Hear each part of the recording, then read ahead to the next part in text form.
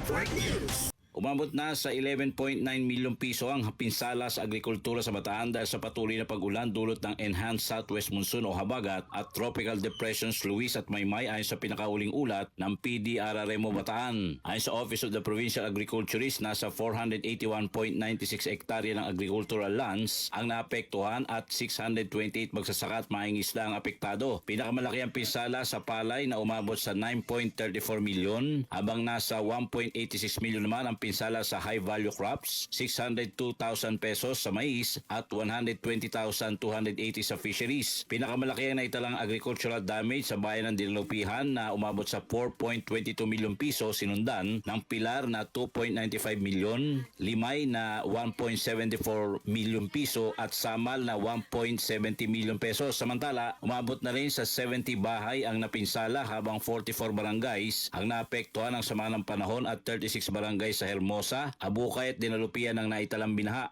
Samantala, nanatili sa 7 katawang cumulative casualties o mga nasugatan habang umabot naman sa 66 weather-related incidents ang minomonitor ng PDRRMO. Apektado naman ang 500 families o 1,673 individuals at 25 evacuation centers ang nanatiling bukas. Patuloy ang monitoring ng mga otoridad sa mga lugar na posibleng makakaranas ng panibagong pagbaha habang nagpapatuloy ang pag-ulan sa lalawigan. Kasama mo sa Bataan, Radyoman Mike Sigaral Tatak, RMN. RMN Network News.